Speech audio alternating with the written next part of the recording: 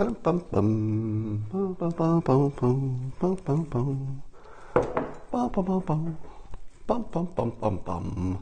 everybody, it's time. Finally, a few minutes late. Get in here, Sharona, Matthias, Chris, Fuzzy Donna, Dabbler, Russell, get in here. And you know why. You know why. It's because it's time for Coffee with Scott Adams.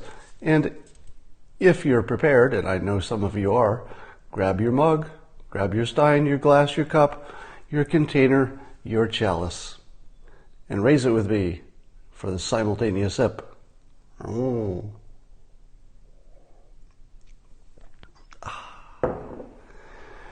So, you saw the title, maybe, perhaps, you saw the title of my Periscope, in which I talked about the steep drop in racism in this country. Have you seen the story? No, you haven't seen the story. I just made that up. And normally I would feel bad about just making up stuff, especially about something so important. Racism, that's an important topic. You shouldn't just be making up stuff about racism. Oh, unless you're the news, because apparently you can just make up stuff. So do you remember how yesterday, and I think the day before, I was talking about how the charge of racism had just disappeared from CNN. Suddenly it went from the biggest issue to just disappeared. And I don't know how many CNN producers follow me on Periscope, but man, was a little overcompensating today. Today, the entire first block, you know, the top headlines on the top left, it was all racism. It was every angle you could have on racism. And of course, most of it is, let's say, not legitimate. For example, one of their articles again repeats the hoax that they're actually reporting as fact that the president said the white supremacists at Charlottesville were fine people. Now, of course, that didn't happen. He said that the people on both sides of the statue question, which is a lot more than the few people who were marching, he said that there were good people on both sides of the question about the statue. But again, CNN allowed a opinion person to report it as fact without any question to it. Now, normally you would be kicked off a website if you repeated something that's not a fact as a fact. That should be enough to get you no longer able to write opinion pieces for CNN, but apparently that's almost a requirement these days. But here's the funny part. The top two articles on CNN about racism, of course it has to be about Trump, right? So here's the first headline. It says, Obama's victory lifted millions of Americans, but for white supremacists, he lit a powder keg that was exacerbated by Trump's victory. All right, so the first story is that the election of President Obama, a black American, made racism go up. Here's the second story. Trump says he's not a racist. Well, that's good. But the second part of the title is, that's not how white nationalists see it. And you read the story, and the second story is that racism went up because President Trump was elected. Now, the first story, just to summarize, the first story is that racism went up because President Obama was elected. The second story is that racism went up because President Trump was elected. Therefore, right? If those two claims are true, and we're going to talk about how true those claims are, but if those two things are true, what has the trend taught us? I think it taught us that CNN is going to report that racism is up, no matter what happens. If Elizabeth Warren became our next president, would CNN report racism is down? Probably not. Probably not. And how do we know racism is up or down? Have you ever wondered that? How do you measure whether racism is up or down. Now, we've already determined that the racist groups, the few people that will go on camera and say racist stuff and they're okay being quoted and their picture taken, so that group of geniuses will tell you that they have been inspired if a black man becomes president or a white man becomes president. I'm pretty sure they're going to say they got inspired no matter what. Aren't they in the job of recruiting? So CNN talks to the people who are literally in charge of recruiting other racists, and they say, hey, is the news causing you to be better or worse at recruiting? Is the racist going to say, you know, it's really bad for racism these days. People are being flexible and open-minded all over the place. It's really bad for business. Racism is way down. Recruiting is really being impacted by all the good stuff that's happening. Said no racist ever. If your job is to recruit, what do you say no matter what when somebody puts a microphone in front of you? You don't say, yeah, things aren't going my way. Everybody's being kind to each other. I didn't see this happening. It's a really bad day for racism. They do not say that. No, if you're a professional racist whose job it is to recruit other racists to your little racist society or whatever, no matter what is happening in the world, if they put a microphone in front of your face, what are you going to say? Yeah, we're really inspired now. We're inspired by Obama. We're inspired by Trump. We're inspired by anything that happens, basically. Whoever's president. Who's president? Bernie? Bernie Sanders is president? Wow, I'm inspired. So the first thing you have to understand is if you put a microphone in front of a racist recruiter, he's going to say business is good. That's all he's going to say. Doesn't matter what. You know, now how do you measure, how do you fact check the racist? Well, as luck would have it, there is an organization whose primary reason for existing, financially being a key word, they make their money by reporting on racist organizations and racist events. So if there's a racist event, they report it so that they can capture them all and we know what's happening with racist events, which is very important. Yeah, it's called the Southern Poverty Law Center. Now, if your job, let me just walk you through the logic here. Let's say it's your job and it's a new, sort of a new industry, right? We haven't been reporting on racism in a coherent way for hundreds of years. Rather, it's sort of new that we have this organization, the Southern Poverty Law Center, and that their job is to track racism. Now, if it's your job and you get money for it, and the money makes you happy, and the money allows you to have a good life, and you like money, do you think money has anything to do with your decisions? I'm going to say yes. So, for example, do you think the Southern Poverty Law Center is likely to report that racism is trending down sharply? Because if they did, the people paying them might be tempted to say, looks like this problem is solving itself. We don't really need reporting, it's just down every year. You cannot expect the group that controls the data, uses probably some degree of subjectivity, but it does look like the groups they're reporting are legitimately racist groups. I think that part is probably accurate. But have you noticed what they track?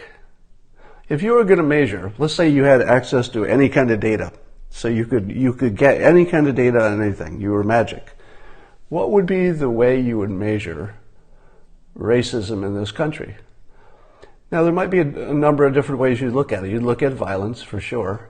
You would look at the number of organizations that are explicitly racist organizations, for sure. And the Southern Poverty Law Center looks at both of those things. That's really good, right? So you should be tracking the number of organizations, and they are, and you should be tracking the number of events, the violent events that are hate-based. You should track those things. But what's missing? Isn't the thing that's missing the number of racists? Wouldn't that be the most illuminating number? Just how many racists? Because there could easily be more organizations, but fewer racists. I don't know if that's likely. I don't know if that's true. I'm not going to make that claim. But don't you want to know the number of people as a percentage of the country, or even as a raw number? Both would be good. So I notice that the Southern Poverty Law Center does not count number of people who identify as racist, and it could be there's no way to track that. Maybe people just don't admit it. So instead, as a proxy, they track the number of events and the number of organizations. Now, if you are paid to track the number of racist organizations, do you think that next year you will find more of them, or next year you will find fewer of them, or next year you will find that basically it's the same number as last year? Which of those gets you paid next year? More of them. Right? If they started reporting, well, looks good, we're trending in the right direction, there's fewer hate groups every year, woo-woo. And by the way, we said there were 1,000 of them last year, however many, I think there are about 1,000 actually. We said there were 1,000 last year, and it looks like at least 100 of them were just a website by a guy in a basement. So we're taking that off the list. So really it's down 100 this year. They're not going to say that. They're not in the business to tell you there's less racism. So the one and only keepers of how much racism there is are strongly incented to say there's more. And it does make me wonder what it takes to be a racist organization. How many people have to be in the group before you're a racist organization? And that's a serious question. If there's a website that says, hey, we're a racist group, we're meeting on Tuesday, I'm pretty sure you get on the list, right? The Southern Poverty Law Center is probably not going to drive to your town in, hairy butt, Montana. They're not going to drive into your little town in hairy butt, Montana, which I'm sure is the name of a town, and ring up the racists and say, hey, we're doing some research on all the racists. You've got a website. It says you meet on Tuesday. Can I confirm that you're a real organization and not a guy in a basement with a website? I don't think they do that. Do they? Yes, I meant Hairy Butte, not Butte, of course. So Hairy Butte, Montana, home of a guy with a website, gets counted. Now, if let's say there's some ambiguity. Let's say you're in charge of counting the number of racist organizations, and some of them are sort of on the margin. You look at it and you're like, I could see why somebody would say it is, but I can see that they don't really say they're white supremacists, so is it fair to call them that when they don't say that of themselves? Which way is the Southern Poverty Law Center going to lean? Which way gets you paid? You're going to always lean in the direction that gets you paid, unless there's something, mentally wrong with you. So I have made the statement that racism is in steep decline. I don't believe there's any evidence against that statement. Now, I'm not saying that like I really know it's true or that I should convince you it's true. But here's my instinct. So this is my instinct, just living and breathing in the real world and interacting with real people and, just being alive for as many years as I have. And I want to test this against your own instinct. If there was no such thing as the news, would you notice that racism is on the rise?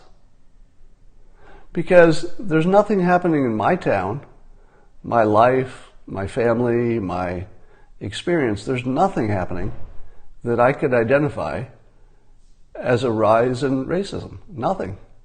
Absolutely nothing. There's no gray area. Now, of course, I hear about racist events, but I only hear about them on the news. Now, that's partly because of where I live. You know, it's a low crime area and things work pretty well here. But, you know, and I'm sure if you live somewhere else, maybe you'd hear about it all the time. But my feeling is, so here's my what will I call this? I'm going to call it true until somebody can prove to me it isn't. So this is my belief. I'll just call it the belief. Subject to correction, and if somebody can fact check this, I would like to know. It'd be good to know. My belief is that racism has steadily declined every year of my life. Would anybody disagree with that? And that it has also declined this year. Because keep in mind, most people don't follow the news. It's actually a rarity to follow the news. And people don't necessarily believe the news. So the news is, you know, saying if it leads, it bleeds. So if there's any kind of violence, and they can put any kind of a racial element on that, and it makes it a better story. So the news is all racism, racism, racism. And I'm not, for not 1 minute am I diminishing the importance of the story. It probably does help. It probably does help that they report it because it keeps us in check. Maybe it acts as a way to, keep it down or something. So I think the racism stories are important and they talk about an important thing, but it feels like there is less racism on the ground than at any time in American history, maybe any time in human history. That's what it feels like. Now, maybe because I'm not black, I don't have the sensitivity to it. I'm just not seeing it. But I would love to know the experience of, let's say, an adult black family. No, let's say somebody who's older. Let's say somebody who's a 40-year-old black man or woman who doesn't follow the news. That's important. They don't follow the news, so they're not being influenced by the news. What would they say? Would they say, yeah, racism is worse this year than it's ever been? They might, and if they did say that, I would be very alarmed. But if they don't follow the news, I think that on the ground, it's just less every year. And here's how I would define less. You're a white business owner, and a black job applicant comes in. Are you likely to discriminate compared to, let's say, last year? To me, it seems like the ability to get a job, the ability to marry anybody you want to marry, the ability to, free associate, the ability to be friends, the cross-pollination. To me, it seems like it's better than ever. I remember my late stepson, who passed away this year, but I remember when he was young, maybe 8 or so, and I would go into his bedroom, and he had one poster on his wall. So it was his hero. So it was only one poster that he thought was important enough to put on his wall. And of course, it was Michael Jordan. Right? So the only person that he wanted to idolize in the sports world was a black adult male. And then you look at his, I guess it was an iPod at the time, and you say, show me what music you're listening to. And it would be all, black artists. So all of his musical preferences, his sporting preferences, and then the way he dressed. So he only wanted to dress in a way that was sort of, inspired by that culture. And, he was the whitest little kid, but in his world, he was born into a world where being black was the best thing ever. Now, I don't know that he would say it that way, so I don't want to, I wouldn't put words in his mouth, but his impression of the world is that being a famous black person that's his role model. Now, was that true when you were a kid? Most of you are adults. Probably not, right? You also had your heroes. Some of them were black, some of them were white. But in his era, the kids that are born today, it's completely different. The whole black-white thing doesn't mean anything like it used to mean when I was a kid. So it seems to me that racism is just shrinking every year, and a lot of it just has to do with how much interaction you have. The more you interact, the less race matters, because in a daily interaction it just doesn't come up, and then you become friends, you become coworkers, you become lovers, you become whatever you're becoming. But I'm gonna put that stake in the ground, boop, that if you did not watch the news, your daily life would suggest that racism is the lowest it has ever been. Now, it might also be true that we're more willing to talk about it and complain about it than we ever have been. So it could be that people are just feel more comfortable talking about it as a topic because it's in the news, because there's a President Trump, because the last president was a President Obama. Those two things just give us, they trigger us to talk about the topic. But my guess is things are better. All right, I've noticed that CNN has taken a new approach to the news, which I would call using children as human shields. In war areas like Syria and Iraq, you would hear that the bad people were taking the women and the children and using them as human shields so that you wouldn't bomb them because, if you did, you'd kill the children as well. And I noticed that about CNN. So CNN wants to be, the anti-Trump network, and they are. And so their approach to immigration is not to talk about assimilation and rates and crime and, rule of law and what laws we should pass. They're sort of staying away from that because they would not have a strong position there. Because most people want a good set of rules, and actually the country, I think, is not that far off on immigration. It's more like the government is that far off. So how do they cover it? They say Trump is putting kids in cages. In other words, they're creating a story that you can't argue against without sounding like you're in favor of putting children in cages. You can't argue against the story. It's like using children as human shields. Now, if you were being objective, and nobody is objective, but if it were possible, you'd say, well, Obama put kids in cages too, there were just less of it, and the reason there was less of it is that it was a trend that had started under Obama and simply continued because nobody was stopping it. So the president tried to stop it, which temporarily created more children in cages, which gave CNN the story. Now they're doing the same thing with the caravan. Have you noticed the caravan coverage? I talked about this yesterday. There's that one photo of the woman with two little children, and there's was it a tear gas or pepper spray or something going off like 50 feet away from them? Now, if you were to talk about that objectively, you'd say stuff like, well, it looks like the caravan was using these poor people and pushing them in front to make it a news story, and CNN fell for it, or Reuters fell for it, whoever took the picture, but everybody reported it.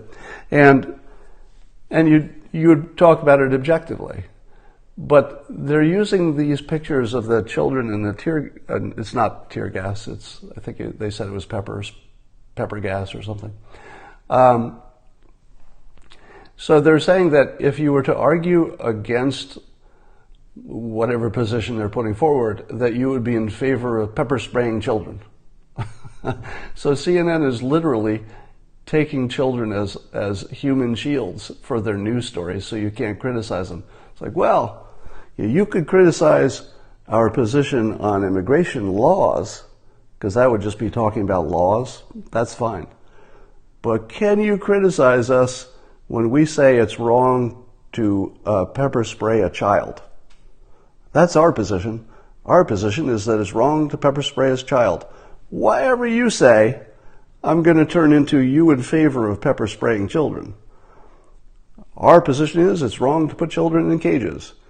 Whatever you say, I'm going to say that makes you in favor of children in cages. So children as human shields. Let's talk about the climate report and the financials. Have you heard anybody else besides me say that the climate report from just a financial perspective is actually good news because a 10% hit to the GDP over 80 years, when the GDP is going to go up by multiples? In other words, the GDP will be up this much, but the climate report said, don't get so happy about it being up this much in 80 years because it's really only going to be up this much. You know, there's going to be a 10% hit over that time. Has anybody but me, have you heard anybody say that they have literally reported good news, that it's not that big a problem? Yes, we have to do all the things we can do to make sure it doesn't get worse, and you would do those things anyway for green energy to make the world a better place. Somebody said the Wall Street Journal did. I haven't seen that link. If somebody could send me that link. But are you surprised that, number one, no one has debunked what I said? In other words, no matter what I say, even on these Periscopes, you know, most of you are sort of friendly to my message, as it were. So I would expect, you know, it would be normal for 95% of you to agree with most of the things I say, which is the reason you're here in the first place, because it's a type of message that's compatible with you. But no matter what I say, and you've noticed it here, aren't there always at least 5% of the people who say, my God, Scott, you can't do math, you don't know the data, here's a link, you idiot, you moron? Have you noticed that that's a very consistent thing? But on this one topic, where I said, I'm looking at the same number as you are, and 10% is a small number, prove me wrong. Have you seen even one person on this Periscope or anywhere else in the world go directly at that point and say, no, 10% over 80 years is actually a big number and it's a catastrophe? Has anybody supported their own side in the same zip code as my point? Somebody said I just made an argument. I didn't see it. Wall Street Journal says it won't crash the economy. Well, so the Wall Street Journal makes the same point somebody's saying. Now, have you seen that point on either? I haven't seen it on Fox and I haven't seen it on CNN. I'm certainly not going to see it on MSNBC. Would you say that version of analysis is just being ignored or smothered, or people don't know if it sounds right or not? It was an opinion piece in the Wall Street Journal. All right, so here's the thing. Why is it an opinion piece? So if the closest that message got to being a mainstream message is an opinion piece, it never made it to the news. Didn't the original report itself make it to the news? You know, not just the opinion. The climate report that just came out was reported as news. It wasn't reported as an opinion because it is news. It's actual news. It should be reported as news. But my point that 10% is a small number compared to how big the GDP will be by then, that's also just true, right? It's not an opinion, is it? And I guess that's what I'm saying, is that I don't believe I'm saying something that's an opinion. It feels to me that it's just mathematically obvious, as in 2 + 2 is 4, is not my opinion. It's just the way math works.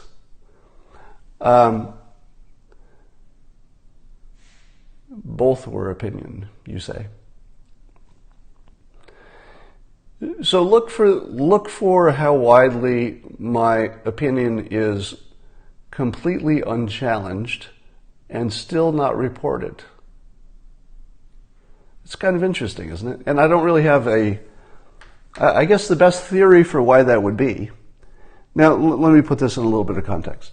You probably know by now that all of the major news outlets follow my periscopes. And if I say something provocative that they can mock, it becomes a headline story. I think most of you have seen that, right? You've seen me say stuff on Periscope, and then a day later there'll be a feature article somewhere in which they'll say, Dilbert cartoonist says dumb stuff. Here's why we think he's an idiot. Or Dilbert cartoonist says something useful, so we're going to talk about it. You've seen how often the rest of the media copies what I say here or reports it or mocks it, right? It's a normal thing.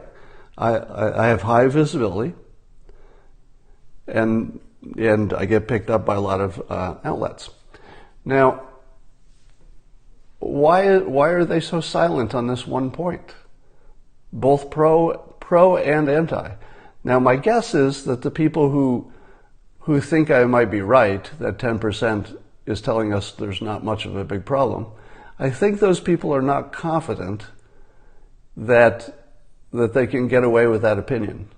In other words, if they report it, they're not economists, and they're probably thinking to themselves, he does sound right. 10% doesn't sound like a big deal if you're looking at 80 years.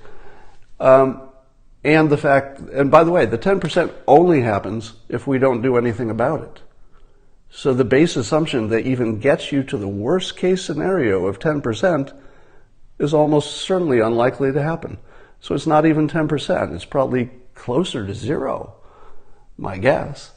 If I had to guess, I would say the impact based on the report, based on their own report. I'm not making up my own report.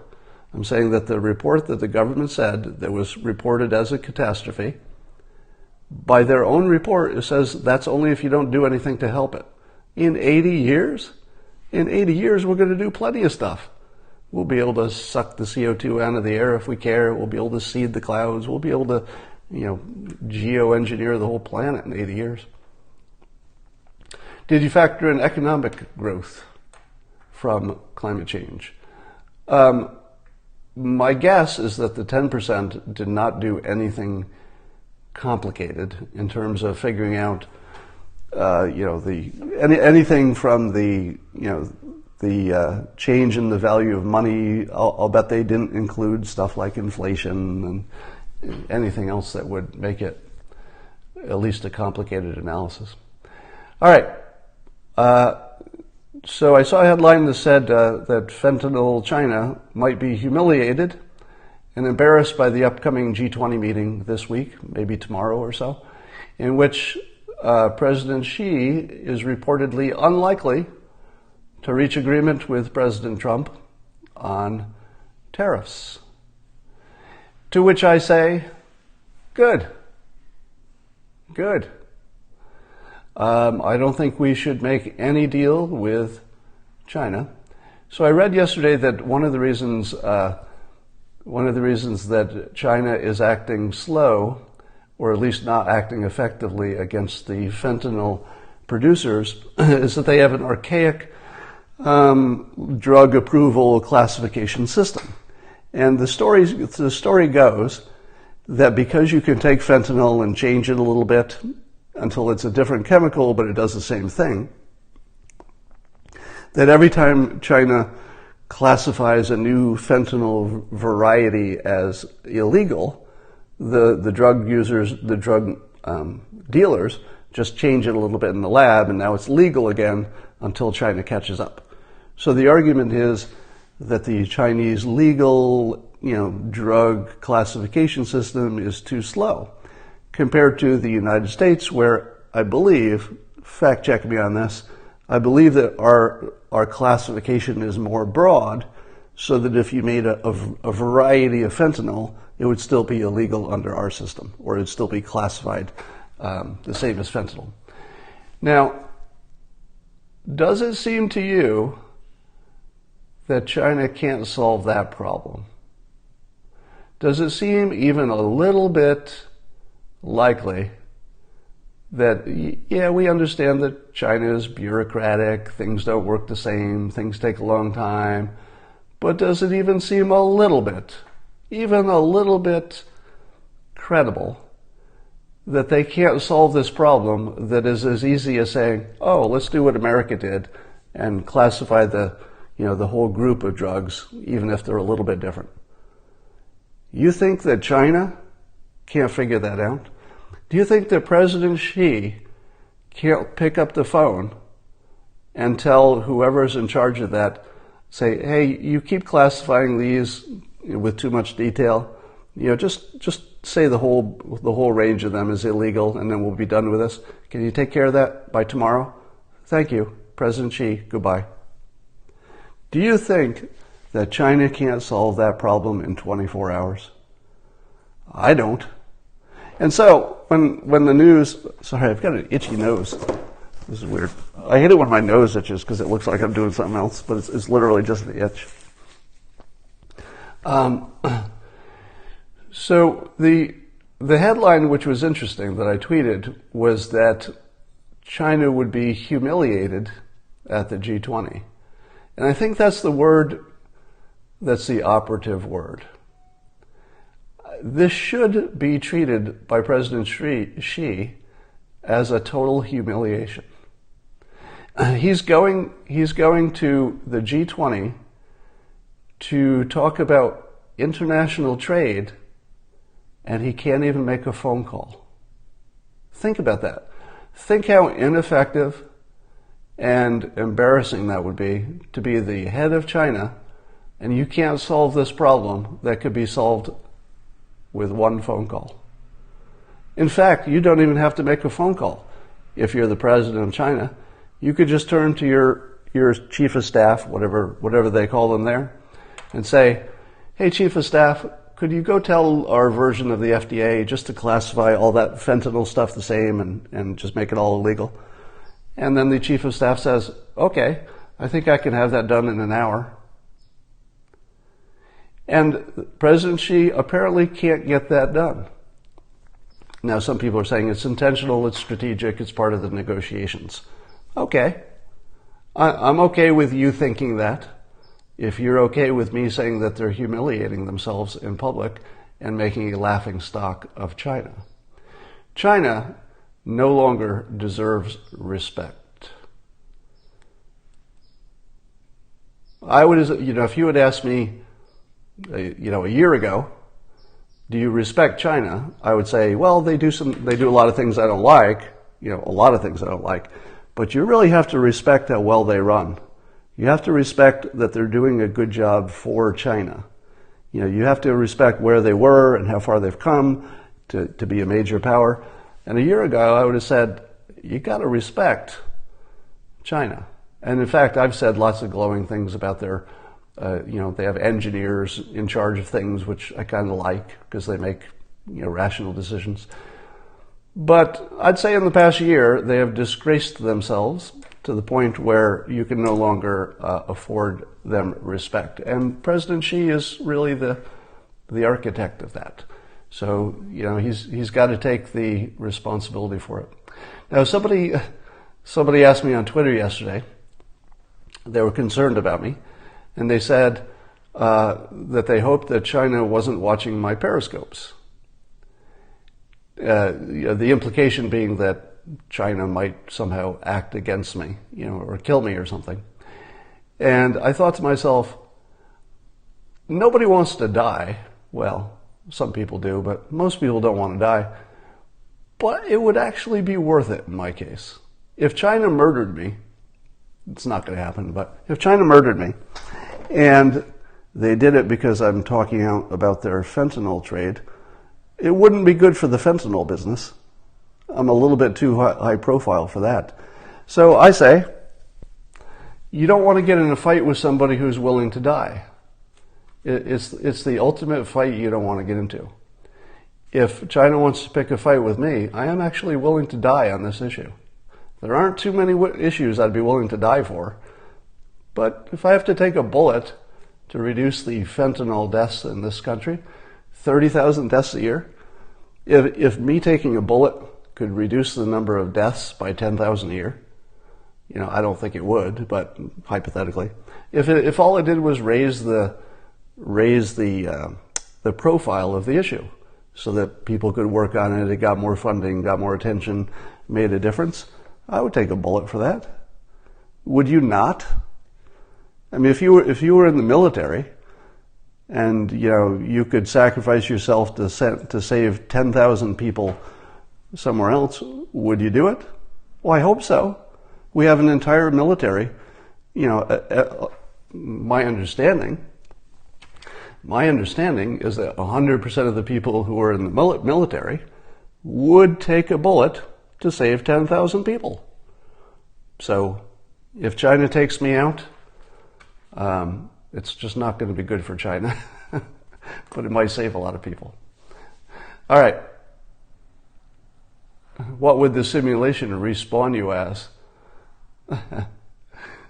I love that question because, as I've said before, there's so much of me on public digital media. There's so much of my opinion, my personality, my physicality, what I look like, how I talk, how I move my hands.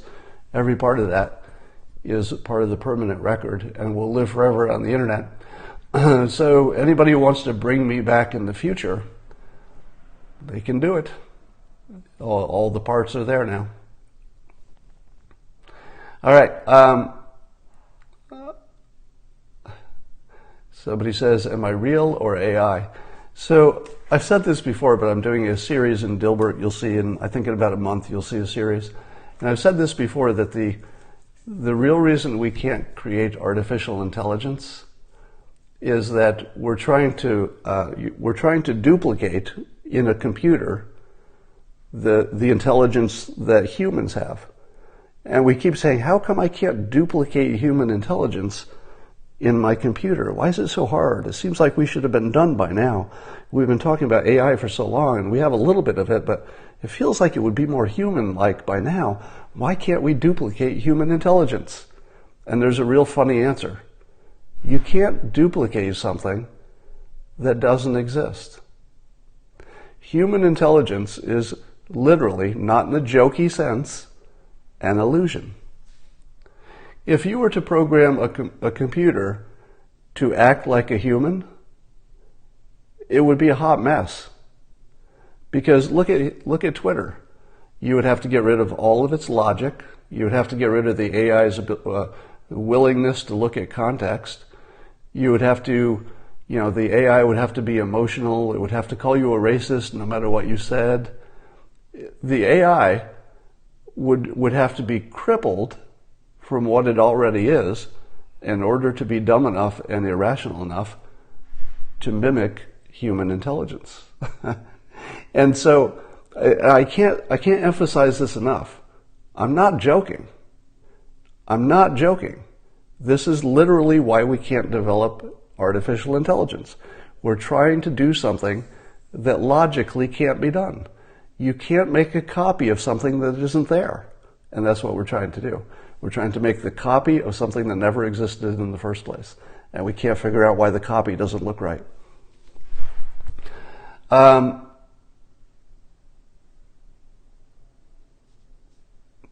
What do I want for Christmas? Well, I have to tell you that many of you know I've been taking drum lessons online.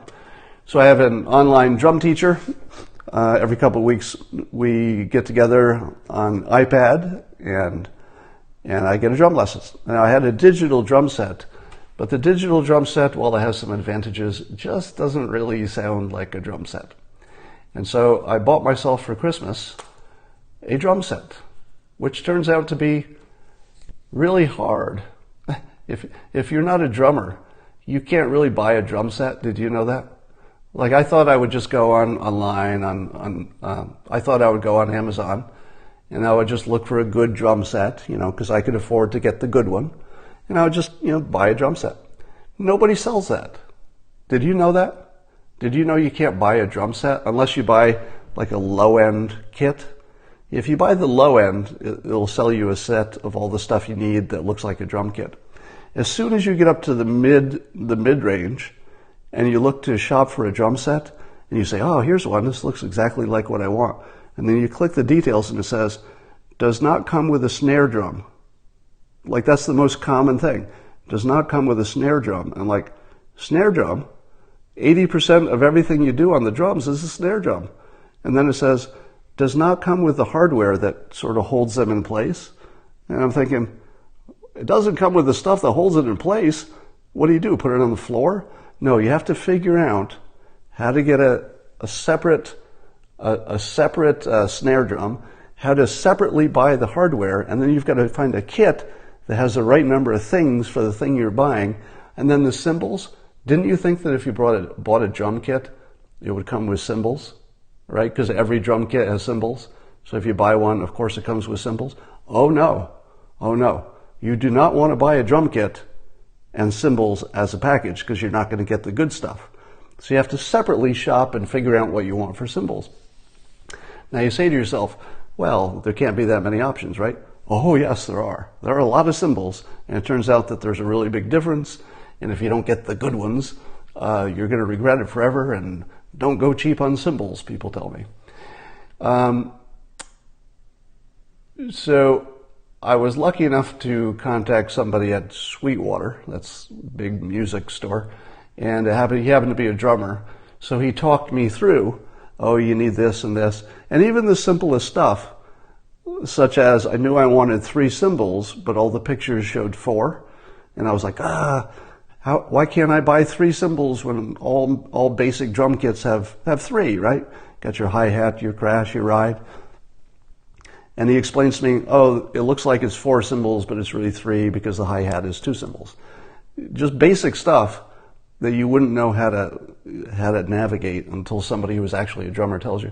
And then it gets worse. So then he mentioned something about drum covers. And I said, drum covers, meaning the surface of the drum that you actually hit with a stick. And he said, yeah, you'll want to replace those. And I said, replace them? How long will it take for the ones that I buy with the drums to wear out? And he goes, oh no, you'll probably want to replace them on the first day. I'm like, what? He goes, yeah, nobody likes the drum covers that come with the drums. You know, people replace them because it gets a better sound. And I said, okay, well, I don't want to do that because apparently it's a big pain in the ass. You have to take apart the drum and fit it in there and tighten it up and retune it. And, you know, if you're not a drum player, retuning is going to be a problem, right? Because you don't have the memory of what it's supposed to sound like. So I said, well, okay, well, can you point me toward the drum set that already has a good drum head on it so I don't have to do that at least until it wears out? And he said, they don't make those. And I said, are you telling me that the drum industry, which is a very advanced industry, lots of big players, are you telling me that the drum industry doesn't make a drum that you would want to play if you knew how to play drums? And he said, true. You actually can't buy drums that a good drum player would want to play. You can only buy parts of things that you can cobble together to make your own personal situation. Are you frickin' kidding me? In 2018, I can't buy a drum set? I have to compile it myself from parts? And that's the state of the industry. Anyway, that's enough on that. I'll talk to you all later.